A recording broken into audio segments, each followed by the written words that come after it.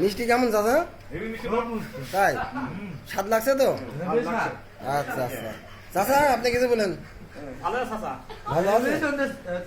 এই যে আগে আমাদের ময়মুরব্বীরা বলতো যখন ফল ফল খাওয়ার লোকজন কম ছিল, দেশে গাছপালা বেশি ছিল, তখন নাকি গাছে কাঁঠাল পাকলে পারে সেই কাঁঠাল এইভাবে গাছতলায় গেলে দেখা যায় তো শিয়াল, মানে গাছে থেকে কাঁঠাল অটোমেটিক পড়ে যায়, তো শিয়াল কিন্তু ঠিক আপনারা যেভাবে খাচ্ছেন হ্যাঁ এইভাবেই কিন্তু খাচ্ছেন।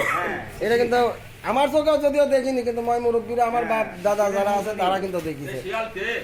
হ্যাঁ আজকে না সাবুল ভাই কেমন লাগছে কাঁঠাল? তাই খাও খাও পেট ভরি খাবা। হ্যাঁ কাঁঠালের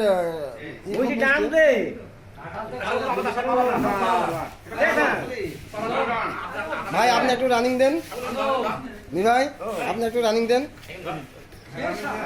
দাদা আপনি একটু খান, আপনি খাবেন না? দেখেন দেখেন কত সুন্দর একটা দৃশ্য আর এই অবস্থা। আজকে এত হুইটি পাড়া করেন না, সবাই মিলে মিশি খান। এই একটা কাঁঠাল খাওয়া শেষ করলে, এই কাঁঠালটা শেষ হইলে দেন আপনার পিছনের দিকে কাঁঠালের খামাল দেওয়া হবে। এই গাদি সব পাকা কাঁঠাল, সবগুলো একই গাছের একই ডালের কাঁঠাল।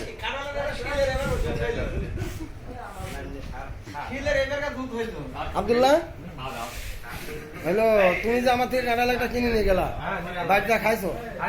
কেমন স্বাদ? খুব ভালো। আচ্ছা ঠিক আছে। এই যে শিয়ালের মতো করে যারা খাচ্ছে, কাঁঠাল তো খাচ্ছে ভুসলি মিষ্টিটা।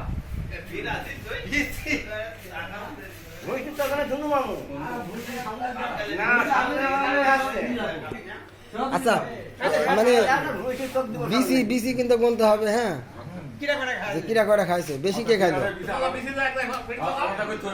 সব থেকে বেশি খাইলো কিরা? সাবুল। আরে সর্বনাশ, সব খাইলা? আমি এগুলো সব খানো ভাই। আচ্ছা খাতে থাকেন, ফোরা গেলে আমি আবার দেবো।